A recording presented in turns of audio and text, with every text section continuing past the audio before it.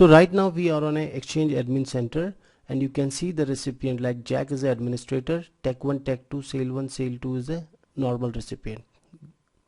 In order to create a shared mailbox, we have to click on shared and in a plus sign, and now it will ask you for a new shared mailbox name. So in a display name, let us put there as a customer service, and in alias I'll put the same name as a customer service. So now it's asking for organizational unit. You can see the help desk, research, sales, these are the organizational unit. So I'm putting it in a sales organization unit, and let's click on OK. And now we have to add the following users who have the permission to use this shared mailbox. You have to click on add sign, and here the Sale1 and Sale2, I am putting these two users to use this shared mailbox. Let's click on OK. And if you see the more option, you have a mailbox database. If you have a choice to put this customer service mailbox in any specific mailbox database, you can put that. In my case it is default. If we scroll it down, you can see the archive option and the address book policy. Right now we do not have the address book policy, so let's click on save. So now the customer service has been created as a shared mailbox. So let's sign in with the Sale1 user and add that shared mailbox to the Sales1 user. So right click on the inbox and click on add shared folder. You can see the option. Now we can type the name. The name already popped up, the customer service, and we'll click on add. So now the customer service mailbox has been added to the Sales1 user. So the same way you have to do it with the other user as well. You have to add that shared folder. So now let's go to the another mailbox and try to send an email to this customer service mailbox. So right now I'm in a Jack mailbox, and let's try to send a mail to customer service, and let me type the subject as a testing shared mailbox. Let's click on send. Right now it is in a draft.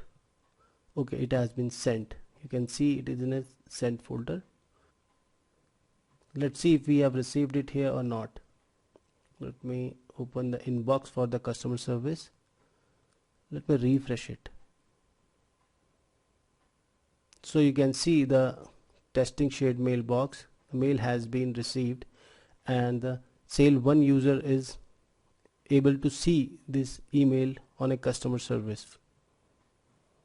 Let's sign out from here, and let me try to sign in with the Sale2 user. I have added the customer service shared mailbox, and you can see the Sales2 user can also see the same email. You can see the user is Sales2, and if we reply to this email, let's see what happens. Let me type a received email, and I'm replying on the customer service email, and the mail has been received by Jack user.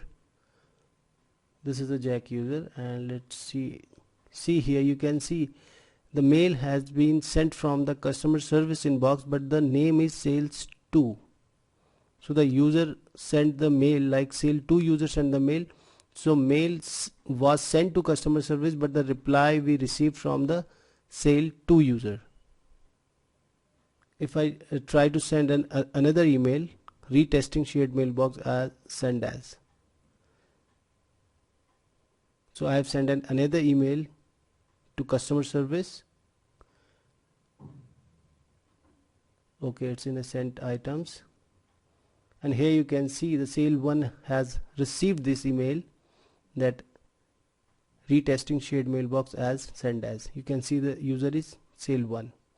So now if we have to reply it with the customer service email, we have to select the option, like you can see the three dots there, and click on show from, and in the from option you have to select customer service. And now let's type the subject like tested successfully, and let's send the email. Now the email will be received by Jack and it will be from customer service. Right now we haven't received. Okay, we have received that email, tested successfully, and you can see the user is customer service. So this way you can send the email as a customer service, or if you want to send as a user, you can send that as well. So I hope you got the point. Let's meet in the next video.